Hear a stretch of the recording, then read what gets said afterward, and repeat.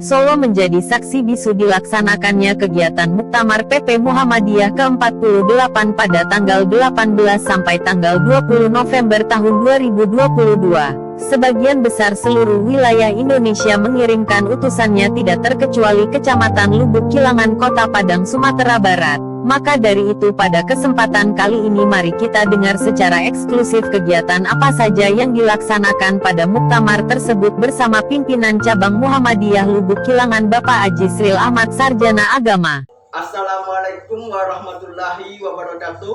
Waalaikumsalam warahmatullahi wabarakatuh. Alhamdulillahirabbil alamin. Allahumma sholli ala Muhammad wa ala ali Muhammad. Pada tanggal 18 sampai 20 November 2022 kemarin, PP Muhammadiyah Pusat melaksanakan muktamar.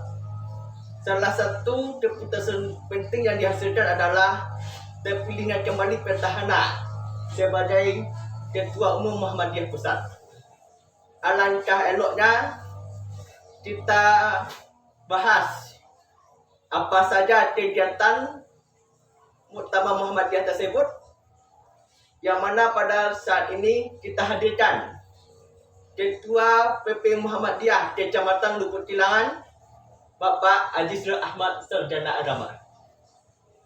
Bagaimana Pak kabarnya? Apa sehat? Alhamdulillah, sehat-sehat.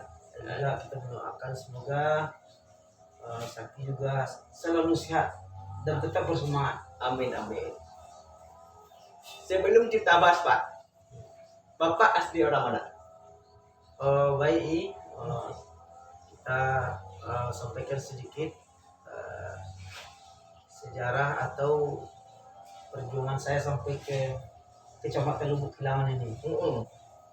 Saya sabar Pak, sudah sudah 10 tahun lebih. Bukan 10 tahun ini, sudah lebih dari 25 tahun. Jadi alhamdulillah saya ini berasal dari pesisir selatan. Pesisir selatan. Ya, tepatnya daerahnya itu Kecamatan Lengayang. Daerah kecilnya namanya adalah Tampunik namanya. Tampunik. Ini Tampunik. Dan kebetulan setelah saya menamatkan SMP di SMP Negeri Kota Baru Kambang itu, lalu saya coba-coba untuk mengadu nasib dan perjuangan juga ke SMA yang ada di Kota Padang. Jadi makanya masuklah saya kepada SMA 4 Padang. Oh, satu alumni Pak? Berarti kita satu alumni ya? Ya. Berarti ya. Jadi saya masuk SMA 4 Padang itu pada tahun 89. 89. Kalau itu 2010. 2010 ya. Saya alumni ya. Jadi 89, alhamdulillah saya di SMA 4 Padang itu mendapat jurusan fisika. Kalau sekarang digabung saja IPA atau IPS kan? IPA dan IPS. Tapi kan ketika itu kita dipisahkan ada fisika, biologi dan sosial.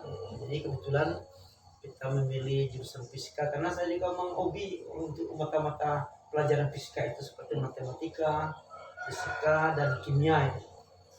Jadi setelah kita tamat di SMA 4 Padang, di seluruh guru-guru itu menyarankan agar saya itu masuk ke Yayasan Mamujol Padang. Karena ketika itu di SMA kita pernah lomba pidato antar SMA Kota Padang, kita dapat juara. Makanya berdasarkan itu guru-guru menyarankan untuk masuk ke Yayasan Mamujol Padang. Tapi saya punya cita-cita ingin menjadi kuliah di Universitas Andalas jurusan teknik. Tapi apa boleh buat, mungkin Allah takdirkan. Makanya begitu saya tes di Yayasan Mamujol Padang, ditakdirkan Allah saya lulus, dan alhamdulillah itu saya lulus di Fakultas Tarbiyah pendidikan Yayasan Padang. Jurusan Pendidikan Agama Islam. PAI. Ya, guru itu guru. Jadi saya guru. Walau dulu saya nggak suka guru, tapi ketika ditakdirkan itu nampaknya segala sesuatu tidak kita sukai, akhirnya kita sukai. Makanya saya jurusan guru.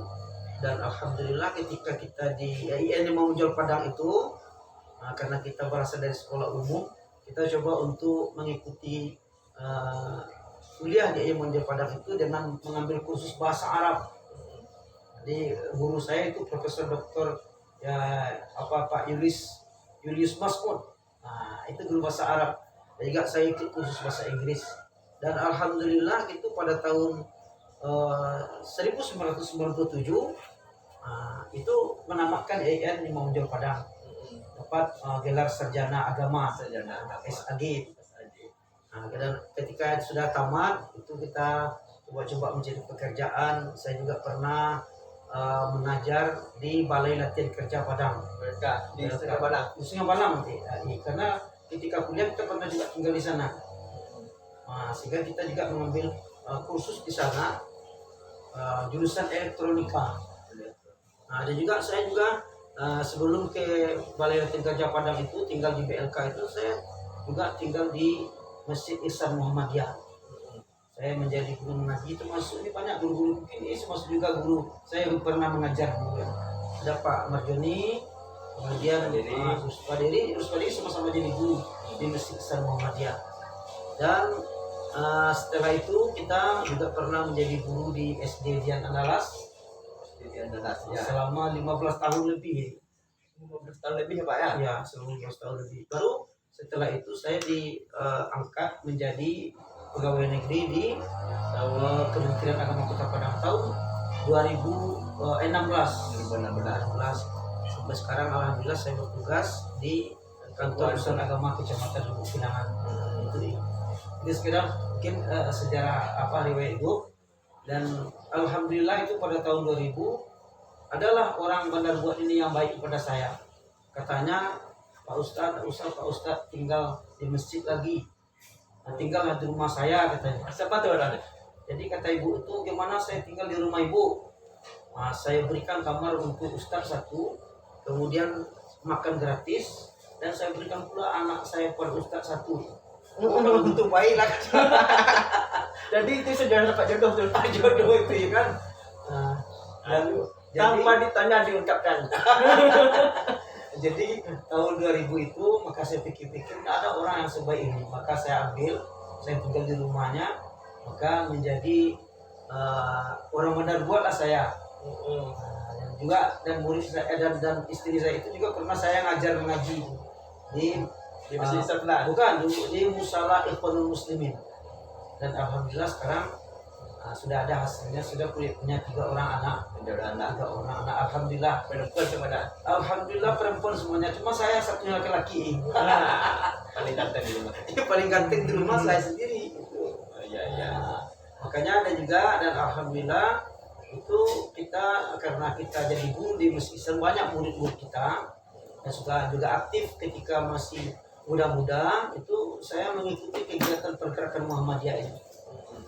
Jadi mula-mula menjadi anggota Muhammadiyah, kemudian menjadi sekretaris Muhammadiyah Di Lubuk Pinangan. Lubuk Pinangan di pimpinan cabang Muhammadiyah Lubuk Pinangan. Sejak kapan menjadi ketua Muhammadiyah Lubuk Pinangan? Ketua Muhammadiyah Lubuk Pinangan ini sudah ke periode yang kedua. Sudah periode kedua. Berarti kalau 55 tahun, sekitar tahun, ya sudah 10 tahun, saya menjadi ketua pimpinan cabang Muhammadiyah. Kalau orang yang berapa nih Pak? Jadi ketua Muhammadiyah Lubuk Pinangan. Orang yang berapa menjadi ketua Muhammadiyah Lubuk Pinangan? Saya kira mungkin sudah menjadi orang sekitar orang yang ke-8 atau ke-9. Saya jadi pimpinan cabang Muhammadiyah Kecamatan Lubuk Pinangan. Soalnya jujur ini yang Anda tahu ketua Muhammadiyah Lubuk Pinangan hanya Bapak sendiri. Yang lain tidak tahu. Banyak lagi sebelum saya itu ada Pak Dr. Ali Masjidis itu pernah jadi pimpinan cabang Muhammadiyah Kecamatan Lubuk Pinangan. Tidak tahu. Sebelum itu juga ada Pak Firdaus Anwar. Itu beliau yang di Personalia Semen Padang. Sebelum itu juga pimpinan cabang Muhammadiyah itu Pak Mustamir Darwis. Itu pernah jadi pimpinan cabang di Kecamatan Lubuk Pinangan. Dan juga banyak lagi yang ke bawah lagi. Alhamdulillah. Salah satu agenda penting Muhammadiyah adalah muktamar. Muktamar ini diselenggarakan berapa kali periode Pak? Sekali berapa tahun? Oke. Jadi ada kegiatan pertemuan yang ada di Muhammadiyah itu. Kalau pertemuan di tingkat kecamatan namanya musyawarah cabang namanya. Kalau di tingkat kabupaten kota ini namanya musyawarah daerah. Dan kalau tingkatnya untuk provinsi itu namanya muswil, Musyawarah wilayah. musyawarah wilayah Muhammadiyah. Kemudian untuk tingkat pusat ini namanya muktamar. Musyawarah Musyawarah ya setiap sekali dalam periodenya sekali dalam 5 tahun atau 3 tahun itu muktamar di seluruh pimpinan-pimpinan yang ada di seluruh Indonesia, dari ranting cabang, kemudian pimpinan daerah juga pimpinan wilayah, itu diadakan musyawarah besar namanya, yang kita sebut dengan muktamar. Sudah berapa kali tim muktamar Pak? Ini pertama kali Kecamatan ini. Alhamdulillah yang kita dari Kecamatan Lubuk Kilangan ya, itu sudah yang baru pertama kali untuk ikut pergi muktamar. Nah, kalau dulu pernah kita sebelum periode ini berencana juga untuk pergi muktamar, tapi belum kesampaian juga. Jadi alhamdulillah hari ini kita dari Kecamatan Lubuk Kilangan sebanyak 5 orang itu hadir dalam kegiatan muktamar. Itu 2 orang dari pimpinan Asia, kemudian 3 orang dari Muhammadiyah. Siapa saja Pak Wang? Jadi kalau yang hasil pleno dari cabang, sebetulnya kita ingin dari cabang ini semua anggota pimpinan cabang itu kan kita ada 15, kita mau berangkat. Tapi memang kekuatan keuangan kita tidak mencukupi. Jadi biaya sendiri gitu Pak. Jadi alhamdulillah kita musyawarahkan, kita coba bersama-sama menggalang dana. Nah, itu alhamdulillah kita juga dibantu oleh masyarakat kita di sekitar masjid, jemaah-jemaah kita, dan juga ditambah bantuan dari anggota DPR RI Bapak Masih Kaidir sebagai penasihat dari Masjid Islam Muhammadiyah dan juga dari pimpinan cabang Muhammadiyah Kecamatan. Jadi boleh bantu kemarin alhamdulillah 10 juta, dan ditambah dengan swadaya sumbangan dari masyarakat di sekitar kita di masjid. Alhamdulillah kita bisa untuk berangkat pergi ke Solo, ikut kegiatan muktamar. Jadi berapa orang? 3 orang, 5 orang. Jadi pesertanya yang dari Muhammadiyah 3 orang. Pertama itu saya sendiri, Pak. Kemudian yang kedua Bapak Yulindra Awang SPD. Beliau juga anggota pimpinan cabang. Kemudian satu lagi Pak Zulkifli SAG, imam tetap di Masjid Islam Muhammadiyah. Dia berangkat 3 orang. Kemudian yang Asia 2 orang. Pertama Bu Yan, kemudian Bu Leni Febriani yang merupakan ketua pimpinan cabang dari Asia. Kemudian Leni ini sebagai sekretaris yang berangkat ke sana nanti. Apakah Muhammadiyah ini seluruh provinsi di Indonesia ada? Alhamdulillah kemarin kita ketika sampai di Solo, salut kita seluruh provinsi, mulai dari cabang-cabang dan ranting-ranting dan juga daerah provinsi hadir sana.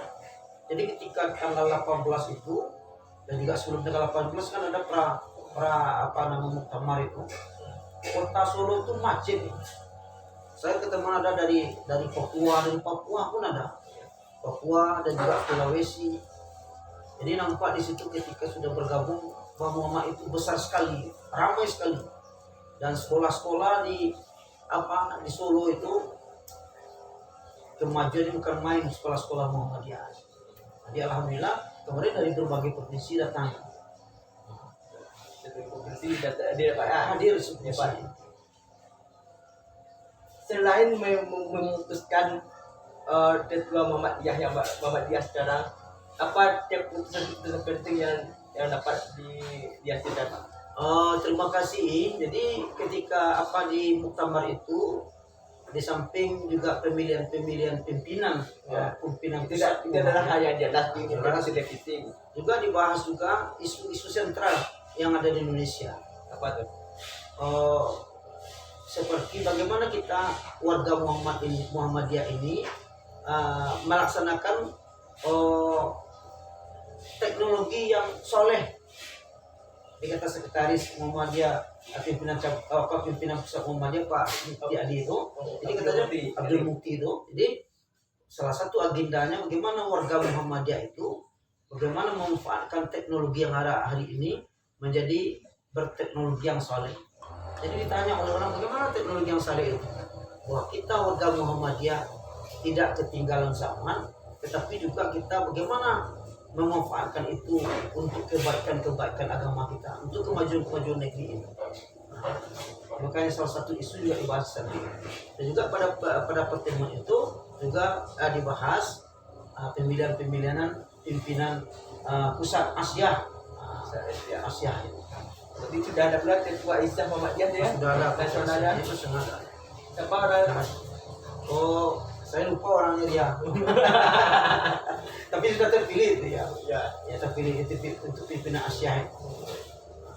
Kalau ketua Muhammadiyah kan Pak Haidar Nasir. Yang kayak Profesor Dr. Haidar Nasir. Ya, jadi kan beliau ini alhamdulillah kita lihat kecendekiawan beliau ya, dan juga kesoalan beliau ini sangat diakui sekali. Tidak saja bagi orang Rusia, juga diakui oleh internasional. Jadi pemikiran-pemikiran beliau tajam, dan juga beliau sangat banyak kritik-kritik beliau terhadap pemerintah. Tapi kritik-kritik itu tidak berbentuk eksis, radikal, tapi juga kritik-kritik yang memang untuk kemajuan bangsa negara Republik Indonesia. Selain PDT Solo, macam mana Pak? Apakah ada pendirian relasi?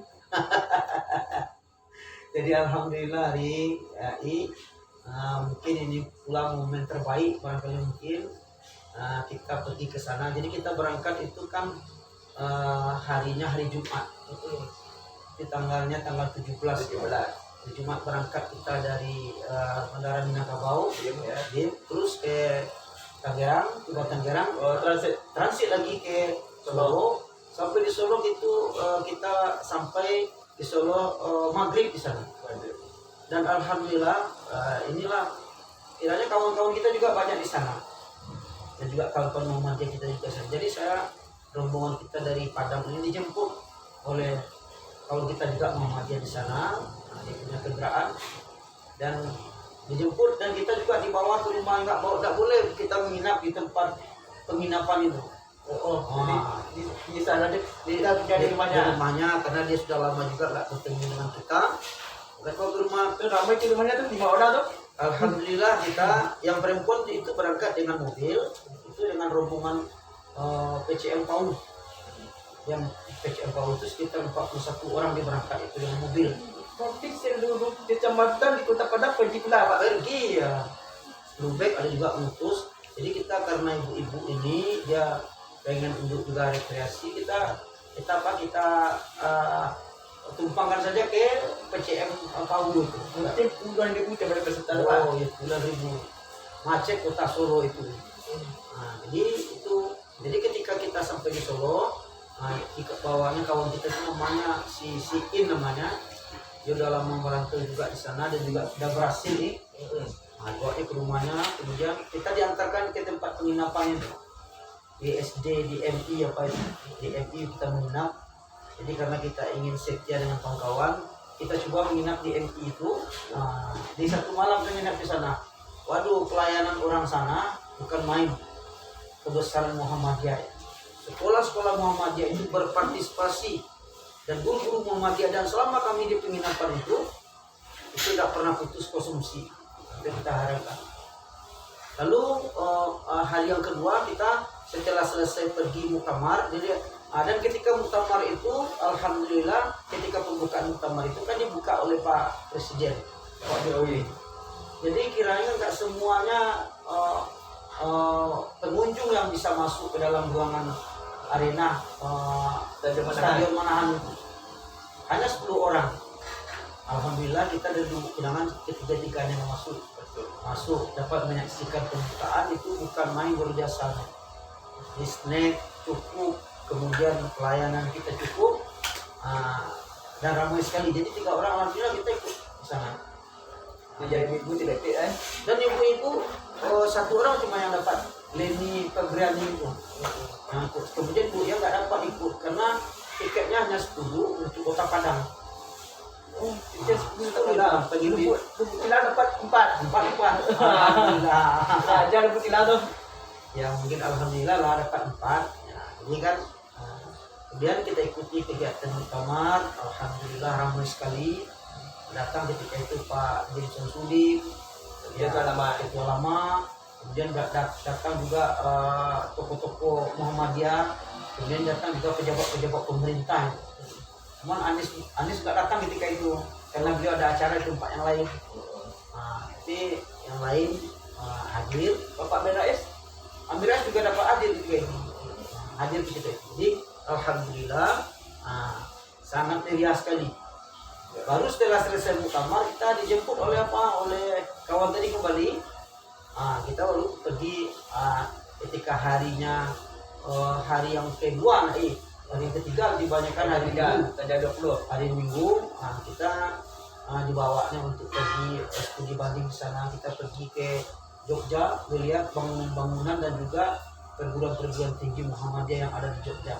Dan kita juga dari cabang ini sebelum berangkat kita juga ingin melihat kebesaran apa yang ada di Jogja. Kenapa begitu pesat Muhammadiyah kiranya di Jogja dan di Solo? Ya karena ternyata luar biasa sekali. Perbandingan sekolah-sekolah negeri dengan sekolah-sekolah Muhammadiyah, jauh lebih maju sekolah-sekolah Muhammadiyah. Perguruan tinggi juga ini, rumah sakit, itu tanggung-tanggung yang Muhammadiyah. Jadi suatu kebanggaan bagi kita juga dapat menyaksikan ya tempat-tempat bersejarah di kota Yogyakarta, kan, dan juga di kota-kota Solo. Dan juga setelah itu kita juga pergi ke tempat yang lain. Alhamdulillah kita pergi ke Sentral Batik Solo, dan juga kita pernah pergi juga ke Gunung Merapi Mbah Marijan, itu sempat juga kita datang. Alhamdulillah. Jadi baliknya hari Senin Pak, Kita kembali hari Senin. Alhamdulillah hari Senin kita berangkat pagi dari Solo, di Sumarno itu lapangan dari Sumarno. Kemudian berangkat langsung sampai kita kira-kira jam 11 kita tiba di Tangerang kembali. Kita transit dan setelah kita transit juga di Tangerang, dan alhamdulillah kita sudah berada di Kota Padang ketika itu sekitar jam 4 dan sampai di rumah alhamdulillah sekitar jam 6 kita sudah berada di rumah, itu sebelum jam 6. Jadi kita juga mengucapkan terima kasih kepada seluruh masyarakat dan juga kepada Pak Asli Kadir yang telah membantu dan menyupport bagaimana pimpinan cabang dan juga dengan anggota ini dapat berangkat ke Solo. Jadi mudah-mudahan nanti berikutnya nanti di Kalimantan lagi. Muktamarnya. Tahun Ya sekitar 5 tahun lagi lah. 2027 kita berangkat ke Kalimantan. Jadi mudah-mudahan kita sehat dan kita bersemangat lagi. Kita ingin ke Kalimantan nanti. Kalau Sumatera tidak ada ya. Belum ada di pilihan Sumatera. Tapi saya kira mungkin Padang bisa. Kalau Padang ya susah. Belum tahu. Mungkin kita agak khawatir juga bagaimana persiapan itu. Kalau muktamar ini kan seluruh Kan sudah ada stadion utama Sumatera. Mudah-mudahan itu bisa juga Padang. Jadi yang hebatnya lagi ketika di Solo itu di Manahan itu kita keluar seluruh makanan gratis. Gratis makanan, minuman gratis. Makan bakso ada, jagung manis ada. Apalah, air minum ini disediakan oleh warga Muhammadiyah. Jadi kita nggak tahu porsi bakso itu berapa porsi. Entah ratusan ribu disediakan, itu gratis. Untuk penggembira dan juga untuk orang-orang yang berkunjung ke sana. Jadi kehebatan Muhammadiyah itu. Itu mungkin kita selesaikan muktamar Pak. Sekarang kita bahas Muhammadiyah Lubuk Tindang. Oke. Muhammadiyah Lubuk Tindang ini apa rencana program-programnya Pak? Jadi alhamdulillah, jadi kita punya program untuk Kecamatan Lubuk Kilangan. Kita belum punya panti asuhan di Kecamatan Lubuk Kilangan. Panti asuhan Muhammadiyah. Ini sangat bagus sekali. Dan juga kita juga belum punya sekolah Muhammadiyah di Kecamatan Lubuk Kilangan. Baik SD, SMP maupun SMA nggak ada. Ya kan? Jadi kita belum punya amal usaha di Kecamatan Lubuk Kilangan.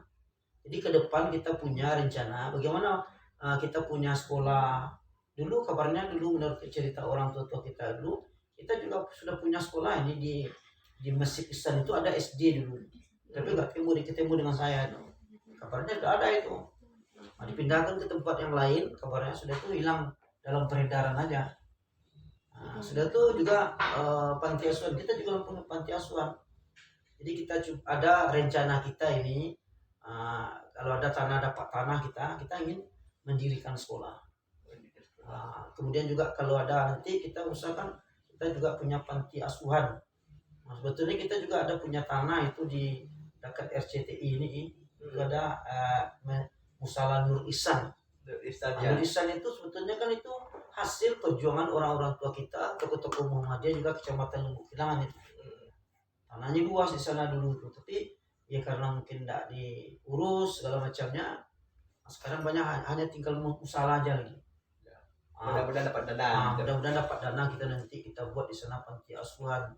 Ya, kita buat nanti sekolah-sekolah. Kemudian amal-amal usaha yang lain seperti juga bisa toko, kedai yang Muhammadiyah sini mendatangkan hasil. Sehingga kita dari Muhammadiyah kita tidak ingin tetap mengulurkan tangan kepada orang lain. Bagaimana nanti bisa Muhammadiyah berkontribusi menjadi sumber ekonomi bagi masyarakat. Ya kan bisa ada swalayannya semacamnya di Kecamatan Lembuk Kilangan. Ada koperasinya itu kita rencanakan. Nah, hari ini kita pemahaman orang apabila ke masjid dia memberikan infak sedekah. Kalau bisa nanti Muhammadiyah yang memberikan kontribusi lebih kepada masyarakat. Ini kita harapkan. Jadi sehingga anak-anak muda yang tidak bekerja kita pekerjakan nanti buka lapangan kerja. Ya kan? Ya. Sehingga Jadi cepat.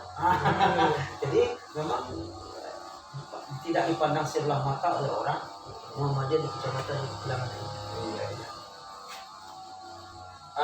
Sekarang kita bahas Masjid Ihsan, Pak. Ya, Sejak kapan Masjid Ihsan ini sebagai pusat Muhammadiyah di Kilangan?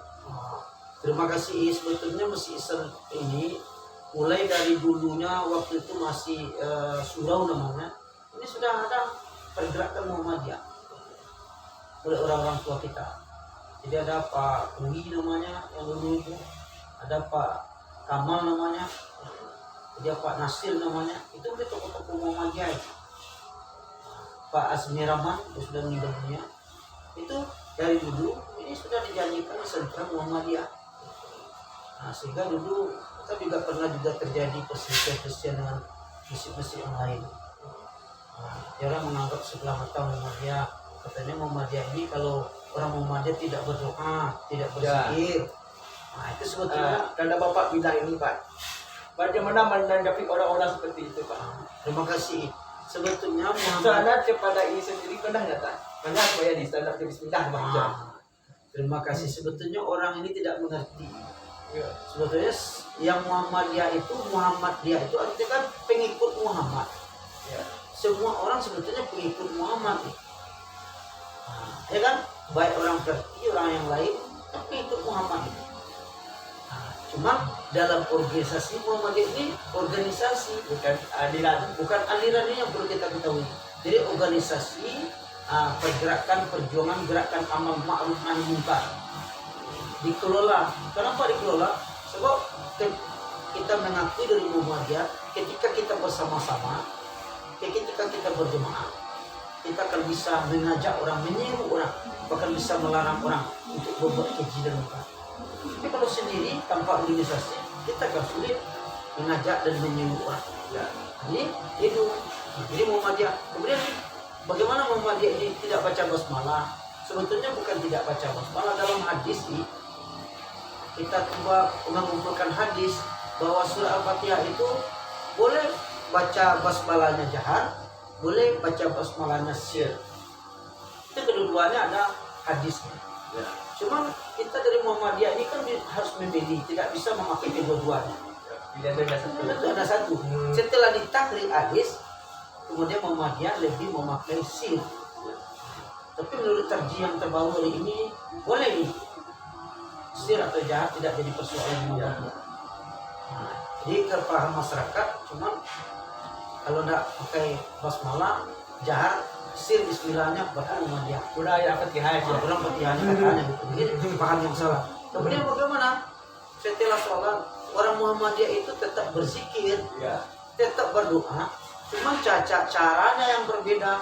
Kenapa orang Muhammadiyah itu berzikirnya tidak dikeraskan atau dipimpin, tetapi berzikir secara sendiri. Kemudian berdoa juga begitu.